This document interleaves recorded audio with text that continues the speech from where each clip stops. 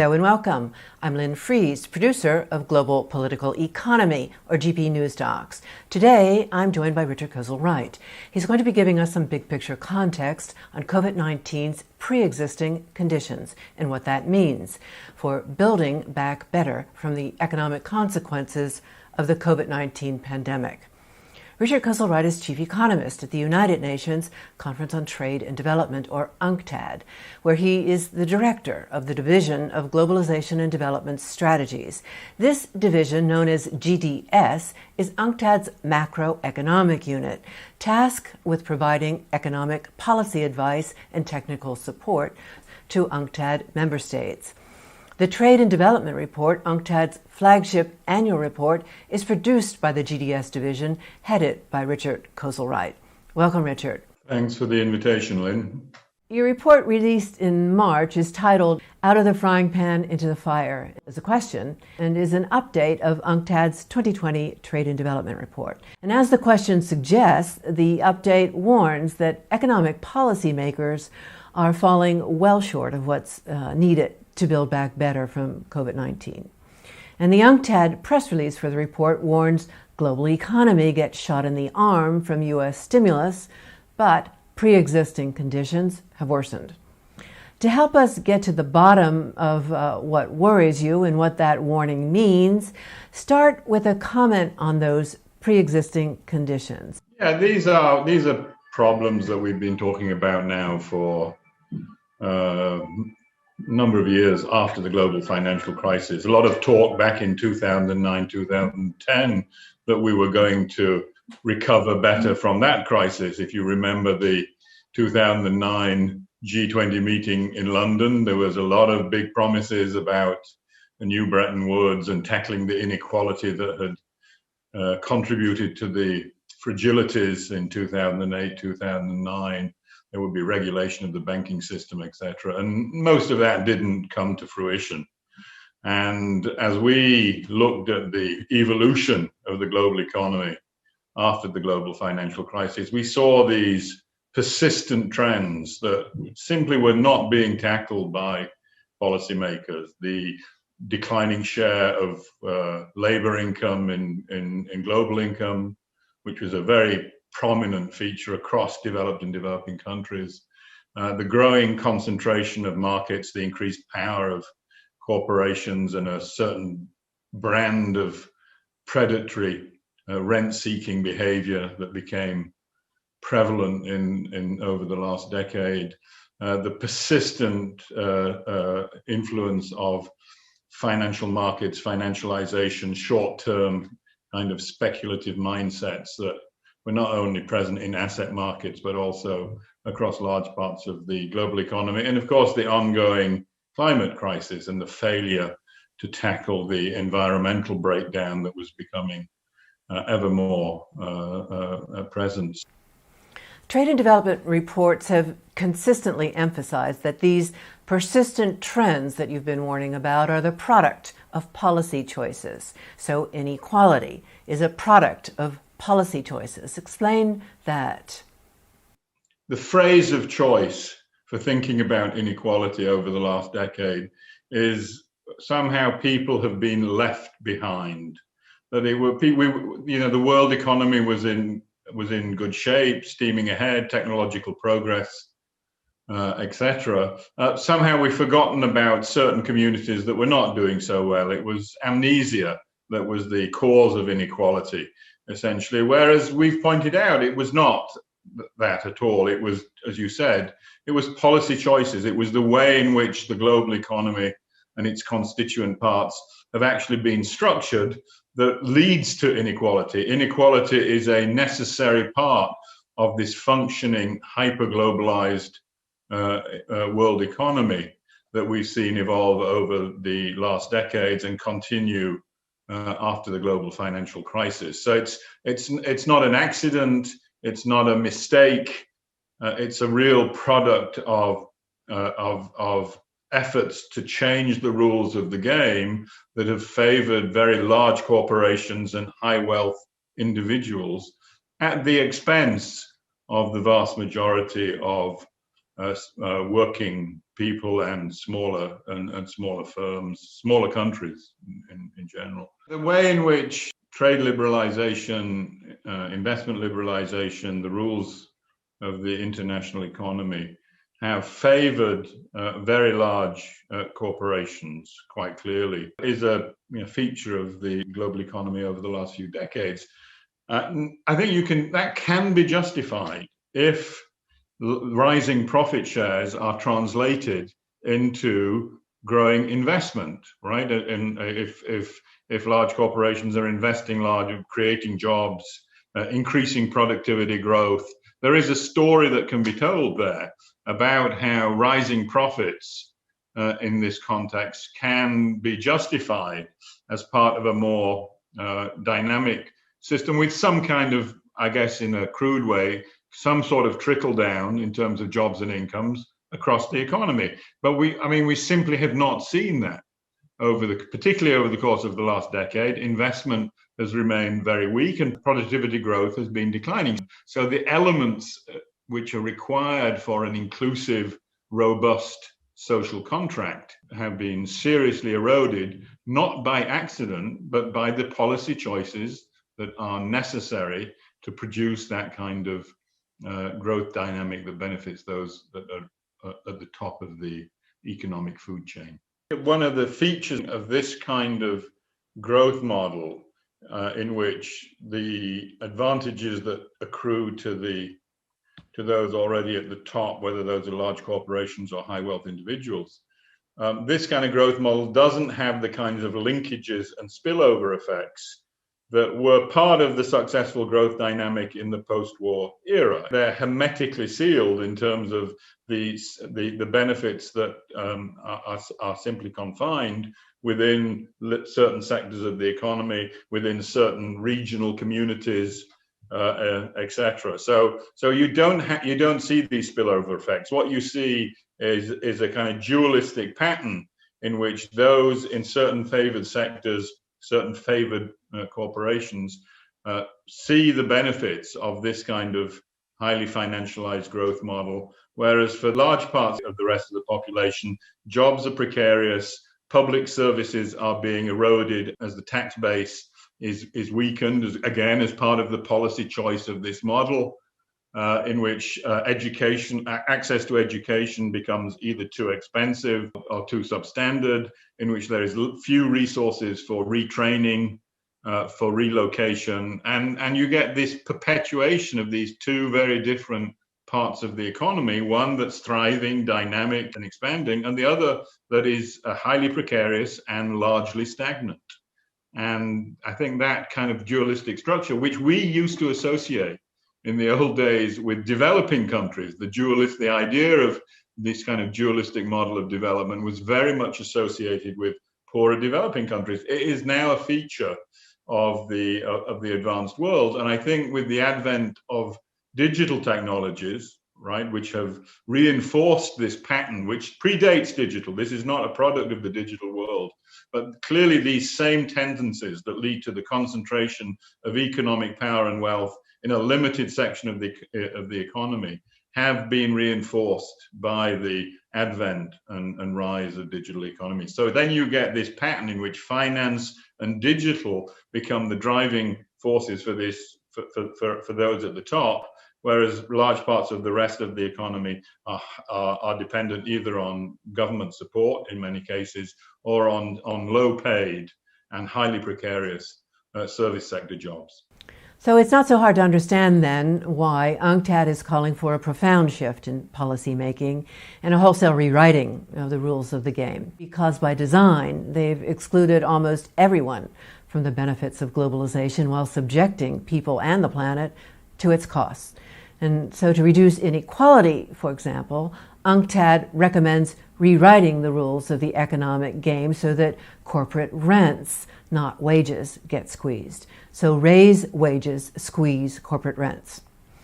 So tell us something about your research on inequality and so that we get a picture of how it informs your policy recommendations. The 2020 TDR says you examine inequality through the lens of functional income distribution. What does that mean? If you look at something like the Gini coefficient, which is a traditional measure of income inequality, it's focused on household income.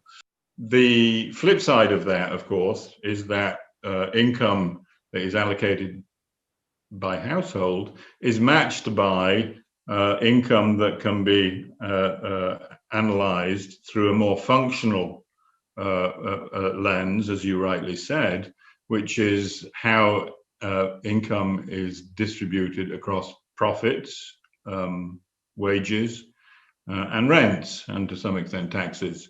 So the counterpart of income that is generated at the national level and distributed to households is that same income can be divided up according to profits, wages, and rents. They measure the same thing. They're just a different way of thinking about the distribution of income that is generated in a national economy. So we tend, I think, a lot of people tend to focus on the households as the basis for measuring income inequality. We think which is important and gives a lot of insights into the way in which societies are structured. But it is important to keep in mind that underneath that is the way in which this income is allocated according to these functional classifications of factors of production that gives you an insight, I think, beyond the household story in a much more visceral way, in the way in which the rules of the economic game are structured, and therefore brings in a much more direct way questions of economic power, which from a political economy perspective is central to understanding the links between economic growth and how that growth is allocated across societies. So we've tended to focus our work on the functional distribution of income because it brings out these power relations. And of course, from a development perspective, that is particularly important given that we live in this highly international and interdependent economy in which international firms have become very dominant players in the global context. And that allows us to look more carefully at the way in which the distribution question takes on an international dimension between developed and developing countries. When looking into asymmetries of power and how income gets allocated between different players in the global economy, what do you see as some key forces coming into play? For sure, there is little doubt that the ability of capital to move in a very unregulated space, which is what has happened under neoliberalism over 3 decades, has shifted the bargaining power in favor of capital and against labor. And that's true both in advanced economies and in developing countries. We've seen that play out. But on top of that, I think the role of intellectual property as a mechanism for grabbing the income that is generated has become a very, very important part, particularly of the ability of very large corporations to amass significant profits by using intellectual property as a strategy to generate rents from their control of certain parts of the value chains where intellectual property is critical: electronics and pharmaceuticals, agriculture, and other parts of the global economy. That's the prominent feature of the way in which economies have been structured over the last few decades. It clearly favors those people who take things over those people who make things. That's what intellectual property allows companies to do, to grab a larger share of what has already been produced in the economy. And having structured the economy in this way, what then has been the impact on the economy in terms of its resilience? I think it's fair to say that resilience has become much less of an important goal. And that's also, it's not just true in the way in which the social contract has been weakened. It's also true within value chains, and we saw this in the pandemic, right? And there was very little slack in this. There's very little slack in this system, and it's true for value chains. We saw the way in which they collapsed as a consequence of the spread of the pandemic. And since then, there's been a lot of talk in the corporate sector about the need to rebuild resilience at the level of production, given what they'd experienced in the face of the pandemic. But the far more I think the far more detrimental side of that story is the way in which public services have been, they're a cost for business. Public services are a cost for business, and therefore they're not something to be valued. They're something to be reduced. So as you say, the consequences of thinking of public service as a cost to be reduced has been made all too clear with the pandemic, and the role of public spending in saving lives and livelihoods has returned to the center stage with the COVID-19 shock. UNCTAD argues bold, targeted fiscal expansion led by the advanced economies is the only way to build a fair and resilient recovery to a post-COVID-19 economy. In other words, what's needed is a coherent, coordinated, advanced country policy response. So give us the progress report. I should note for viewers that as we speak, the $1.9 trillion Biden package is the only U.S. stimulus we've seen to date. So that's the U.S. stimulus referred to in the report and that you'll be commenting on today. So what's your take on the state of play? The Biden package is a significant package, and it marks, I think it does to some extent mark a break in American policymaking. And we expect that to be reflected in the US growth performance this year. I mean, we're talking about a stimulus package in the order of 10% of GDP. It's clearly, I mean, unlike the Trump package, and Trump had a package at the end of 2017, people forget, but he had a stimulus package at the end of 2017. It was mainly tax cuts and some military expending, but it was large. It was in the order of at least $1.5 trillion. But the benefits of that kind of package were in the old model. They benefited large corporations and high wealth individuals, and their impact on growth in the US was ephemeral. It was already weakening in 2019. I think it's fair to say that the Biden package, at least in its composition, is more egalitarian. It's the benefits are going to go more to working households and to local states. I mean, there's a significant portion that goes to the local level too. That is an important break with previous U.S. policymaking, post Jimmy Carter. So that's to be welcomed. Other advanced economies have not followed suit so far, and that's an interesting feature of the current global economy. The US is taking the lead in terms of a more aggressive stimulus package, but we don't see the European Union, we don't see Japan, the UK to some extent, but nowhere near as significantly, following suit. It's a choice that the Europeans are making or the Japanese are making not to emulate the kind of stimulus package that Biden has adopted. There are two concerns, I think, with the US stimulus package. One, this is not an investment package. And now the Biden administration is saying that they will have an infrastructure package later in the year. If the US is to have a resilient future, it needs to be investing more than it has been doing in recent years. So it will be very important, if they are to recover better, that there is an investment package later in the year, and there's no guarantees there. I think the other feature that worries many people is the depth of the redistribution that is in the current package is not significant enough.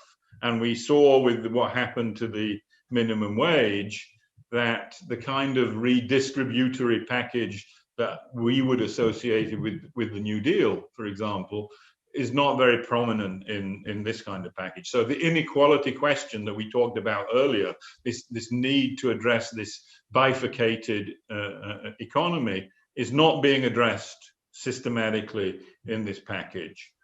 And what happens, I think, to the US economy will depend critically on whether the current administration does more aggressively follow redistributory measures, such as the $15 minimum wage, and whether it comes up with a serious infrastructure package linked ideally to climate change later in the year. The thing is that none of the other countries have anything like this on offer. The European Union doesn't have anything remotely like this on offer. As far as I can tell, Japan doesn't have this on offer. And if the world economy is to really build back better, become resilient, address the problems of climate change, address the huge inequalities that we've talked about, then it needs all of the advanced economies to be emulating this kind of model, and they're not following suit.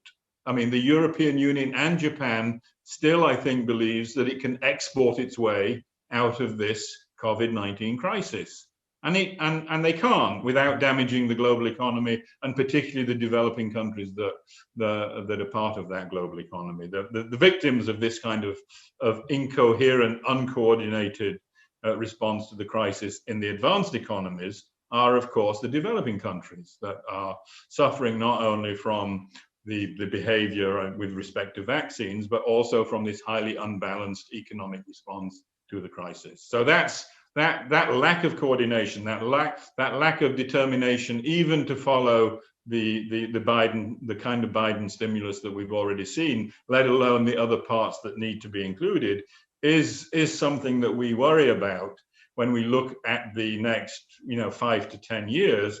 Because what it means is that the kind of underlying conditions that we've been complaining about over the last decade, the problems of too much debt, the problems of too much inequality, the problems of finance dominating investment decisions and creating a kind of short-termist mind, these will not be addressed in that world. And that's a real concern for us.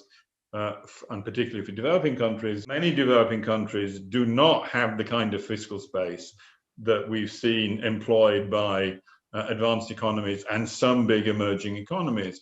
And the only way in which we can expand that fiscal space is through help from the international financial system.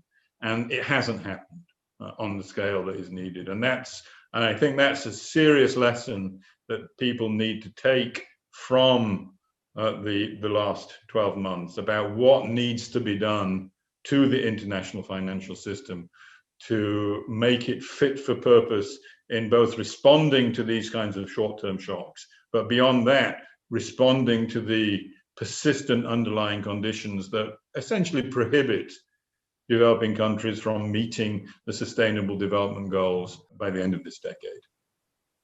So then, the way you see it, whatever the shortcomings may be of the U.S. stimulus, at least the Biden package is a break from past policy making and more egalitarian than anything coming out of the U.S. since the Carter administration. So some of your concerns are that it still remains to be seen what will follow from the U.S. as this stimulus clearly is not enough, and hopes at least for a timely, coherent, coordinated policy response from the advanced countries hasn't been forthcoming. First of all, other developed countries have not emulated Biden's stimulus, and if the European Union and Japan still believe exporting their way out of the crisis is the way to go, that would be damaging to the global economy. Explain why you say that. For the world as a whole, what's so damaging about the export-led growth model? There is this obvious fallacy of composition, right? Not everybody can be a successful exporting country, right? So countries are endlessly told to become successful exporters, and the only way that they are told that they can become successful exporting countries is to reduce costs, right? So to cut down labor costs, to make labor markets more flexible, to reduce the influence of labor unions in terms of the organization of labor markets, And so that's the route that is encouraged. The consequence of that, of course, is that the people on the receiving end of that advice have found that the only way that they can keep going is by borrowing. The neoliberal advice to prioritize exporting has contributed to this highly indebted, highly fragile global economy, of which there are a few winners and many losers or people in a very precarious situation. As this kind of system evolves, you have two ways of keeping the system going. One is through increased levels of debt, right? And we know as wages have become much weaker, more and more households have been forced into borrowing to keep their lifestyle going. Many firms have resorted to borrowing, particularly smaller firms, to keep their businesses going. And of course, borrowing has become an endemic part of this highly financialized world where private credit creation has become a major source of asset accumulation and asset price rises.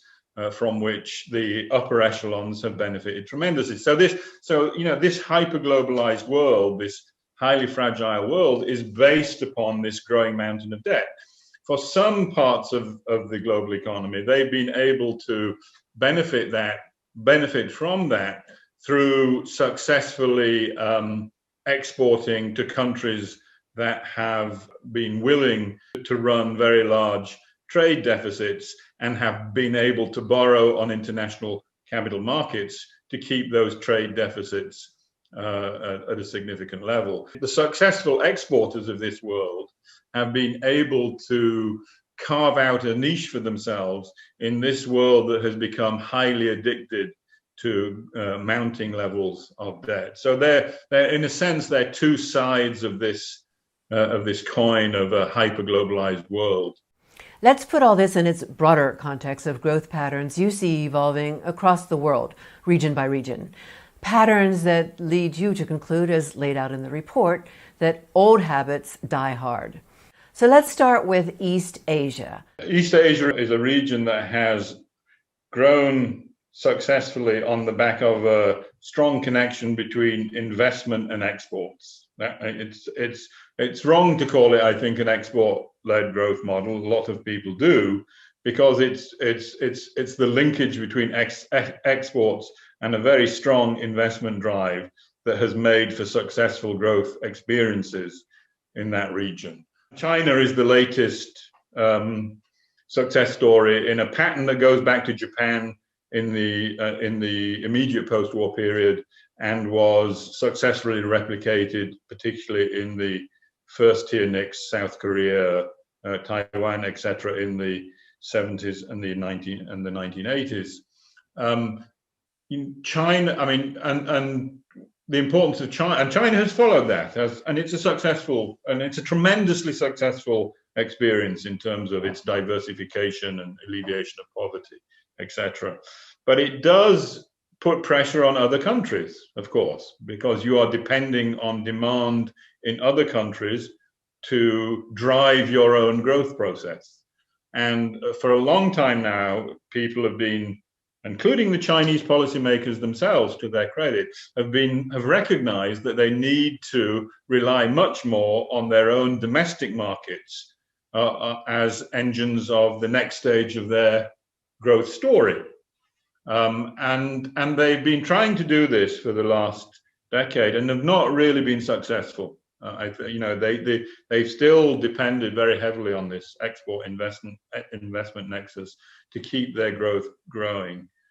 So they haven't broken with that pattern.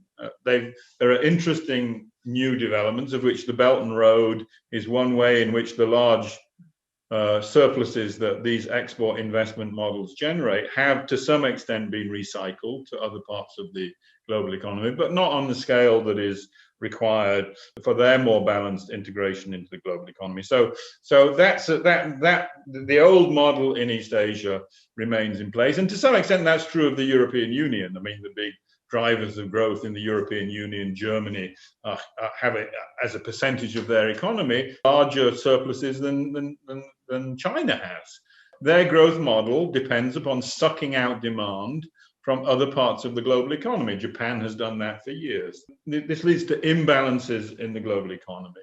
And in the case of the United States, which at one point, of course, and to some extent remains, the kind of consumer of last resort for these successful export-oriented economies, because it can produce the currency which everybody is willing to accept in exchange for the goods that they produce.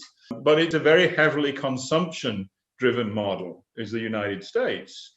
And as I said before, that's producing problems in terms of the weakness of their own investment regime, and that's public investment as well as private investment. I mean, we know that the infrastructure in the United States is in desperate need of new investment, for example, and they haven't been able to generate that over the course of the last 2 decades. So you have these imbalances in the heartland of the global economy, which are part of the fragility that existed before COVID-19, and in parts of the periphery in sub-Saharan Africa, Latin America, these are regions that have been dependent on commodity exports and capital imports.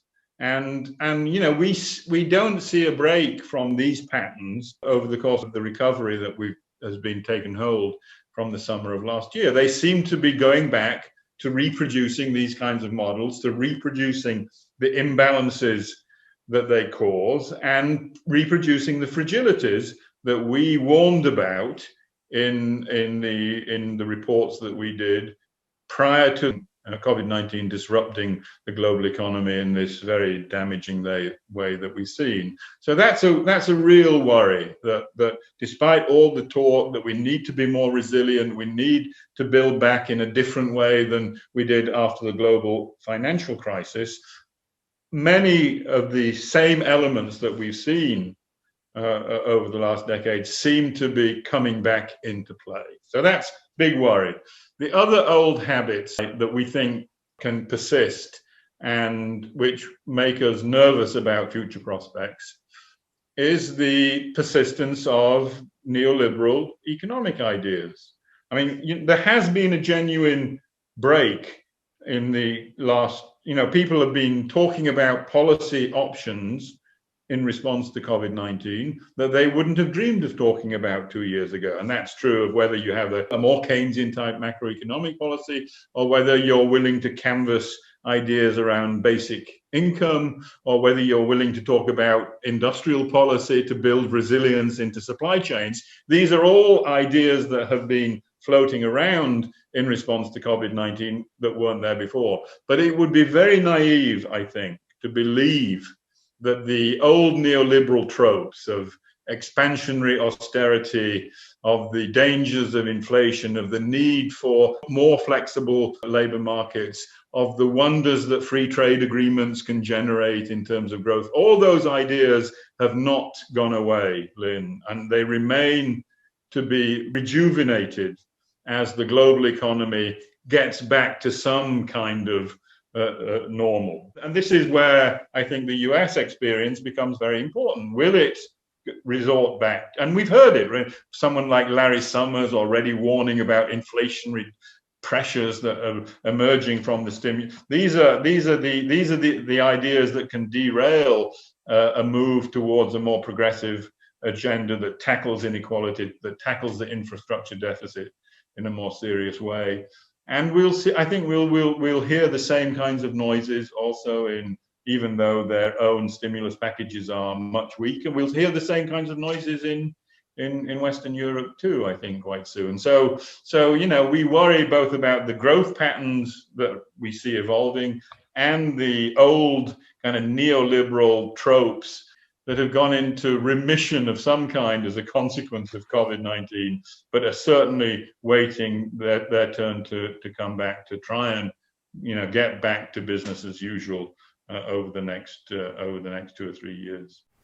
So in the remaining time left, give us a brief wrap on the 3 main lessons UNCTAD draws from what's happened to date with respect to these persistent vulnerabilities across the global economy. Start with a lesson that austerity undermines resilience and fiscal space.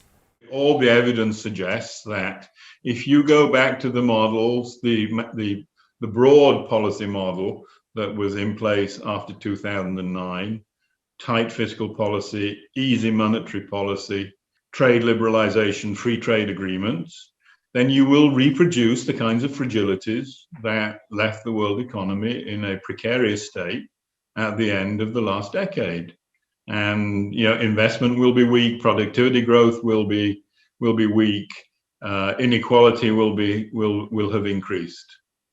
And so I think the austerity, this is a kind of linchpin in the system. If you do go back to that, then I think there's very little chance of creating a more resilient global economy over the next decade. And the only way to build an alternative is through a strong and equal growth regime. That's the alternative to adjusting through austerity, to put growth, jobs, income redistribution at the center of the policy regime. We believe that is the only way to build back better, the only way to build back better. And if we don't follow that route, then we're not very optimistic about prospects in either the advanced, but particularly in the developing world. So that's lesson one.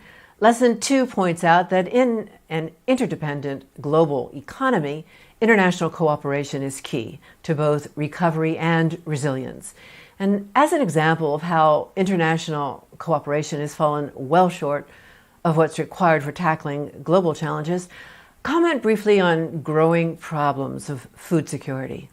We raise it briefly in the current report, and that's partly a response to the sharp rise in certain food prices in the period since COVID-19 hit, and that then shines a light on some of the issues that have come up in the WTO with the right of countries to hold food stocks and other ways of dealing with problems of food insecurity that developing countries feel that they need the space to be able to manage these kinds of crises, and advanced economies and the large agricultural companies dominate the global food chain. Much like pharmaceuticals, the degree of market concentration in global food chains has been rising significantly over the last 2 decades or more. And it's a reflection of this world that has become highly unbalanced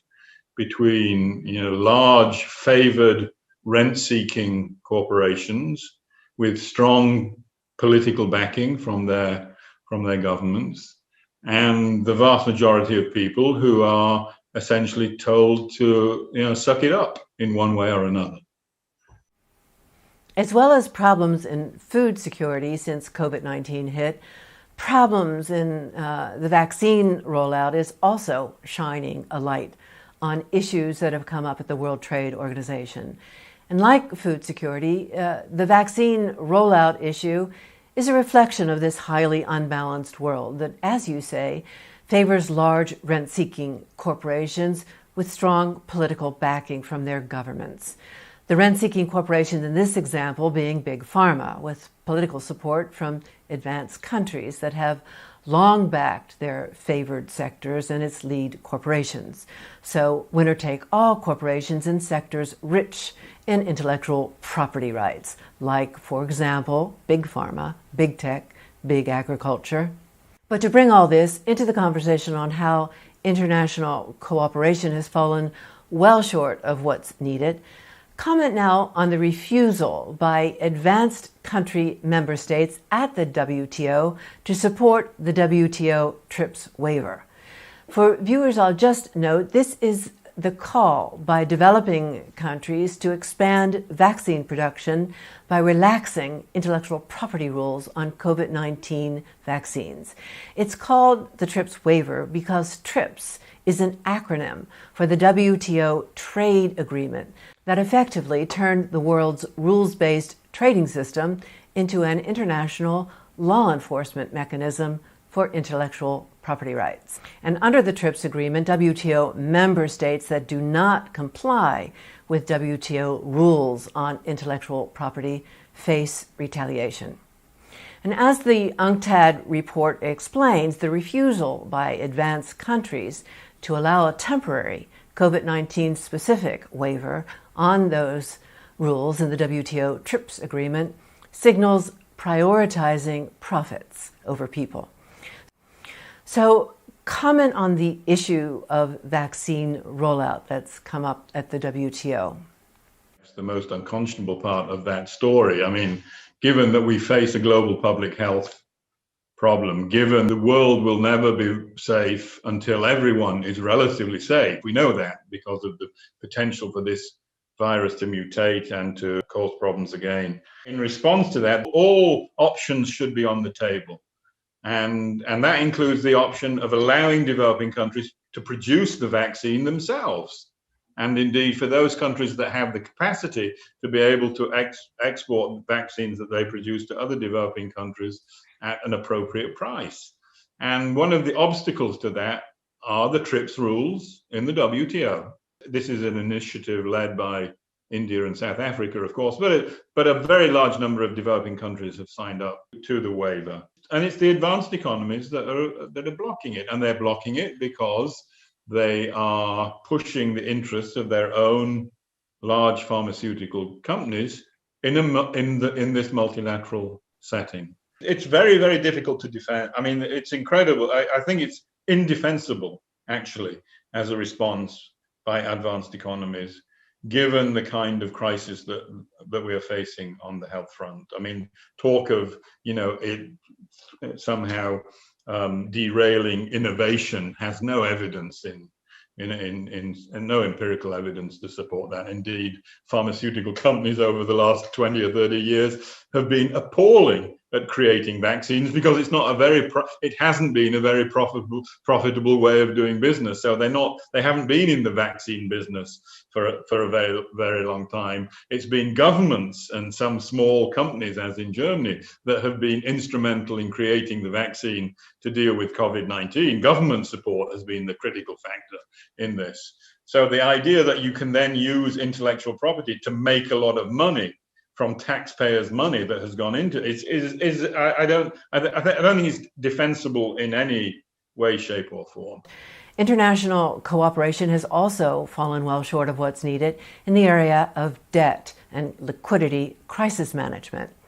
The report says the scale of the debt threat, particularly for developing countries, cannot be reduced without debt forgiveness and the adoption of a functioning debt workout mechanism. And in the case of countries facing a liquidity squeeze rather than a debt crisis, the report says what's needed is an issuance of special drawing rights, known as SDRs. Comment on all this. First, in a nutshell, what's an SDR?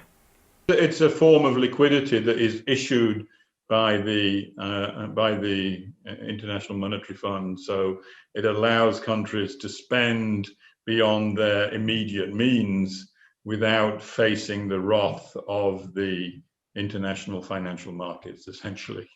And so it's a very important, it's an important tool in the arsenal of the international financial institutions that could alleviate some of the economic pressure on developing countries. And it's not being used to full effect at the moment.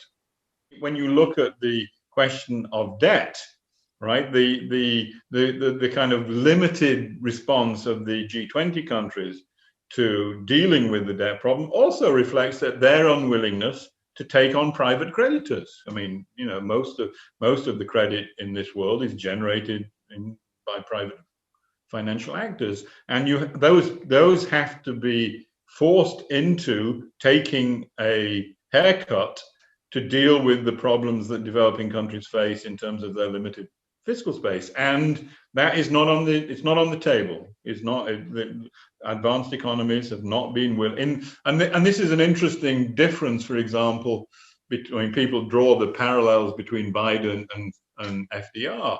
Back in the 1930s, FDR was very clear: speculative, predatory American financial institutions were part of the problem, not part of the solution.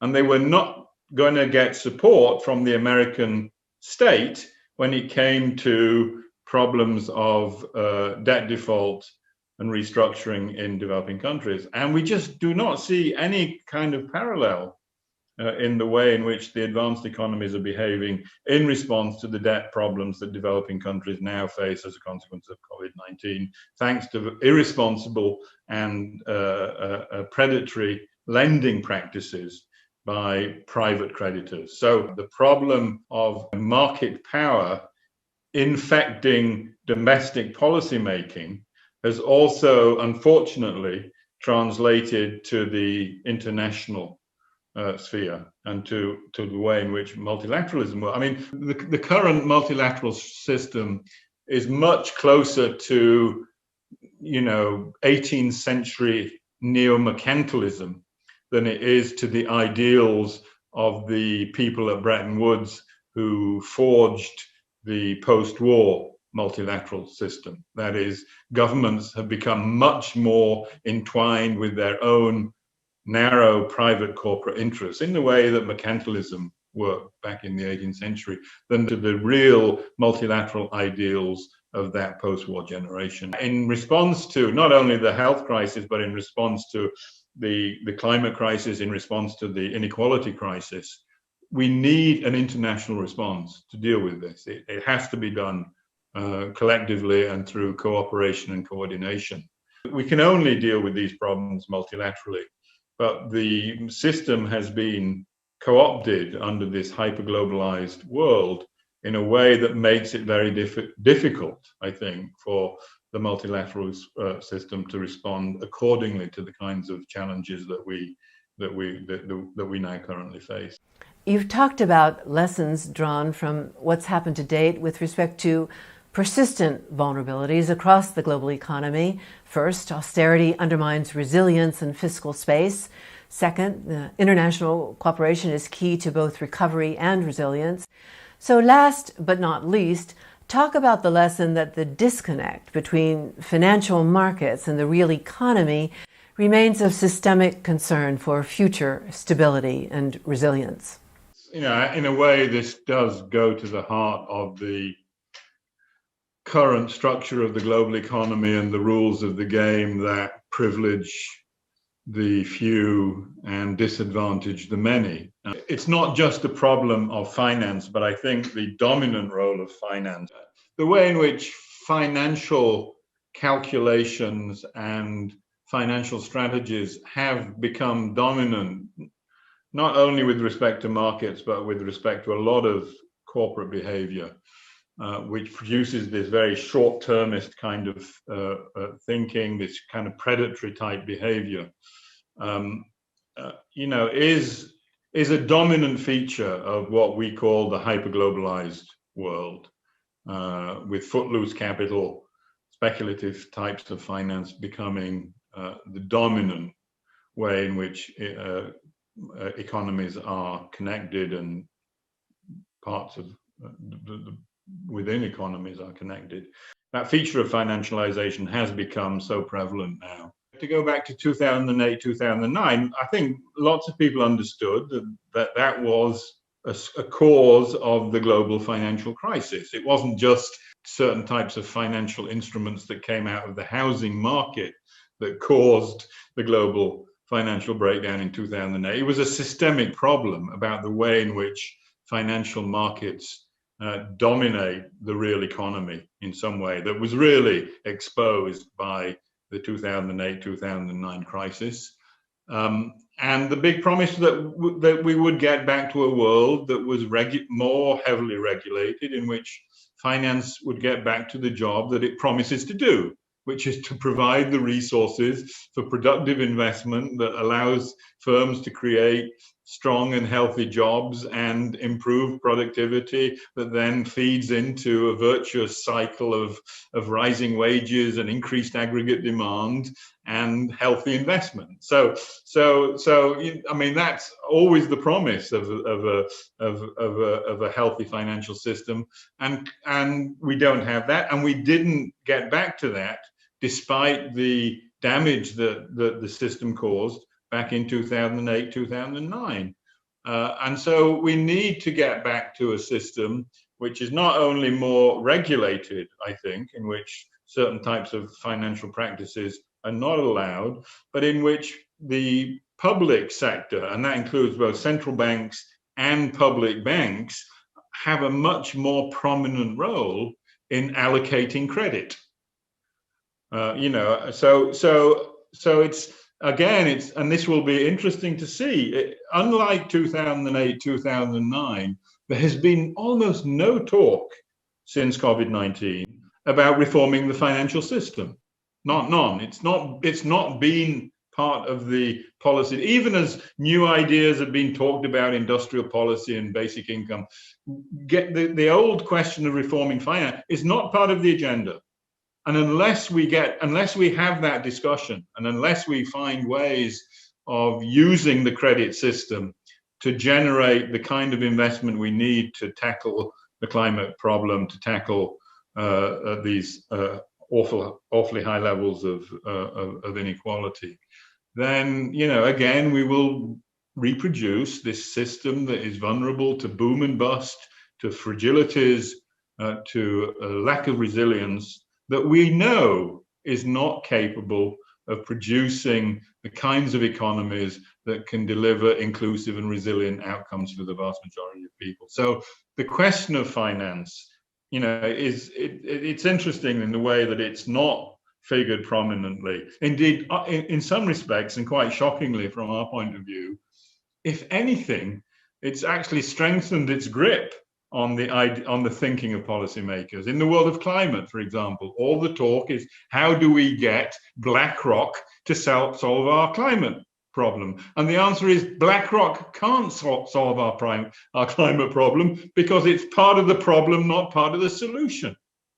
But it's quite unusual. It's quite surprising, I think, how little attention has been paid to the question of re-regulating finance coming out of COVID-19, when it was such an important part of the discussions back in 2009, 2010, and we failed to use that crisis in an opportune way to get finance moving in a more productive direction. So yeah, the disconnect, if you like, call it the disconnect. I think disconnect is a slightly misleading term, but that disconnect between finance and most people's lives remains a singularly big threat to building back better and achieving the kind of resilience and sustainability that we're all hoping to achieve by the end of the decade. It's imperative, I think, that multilateralism breaks from these kinds of practices if it is going to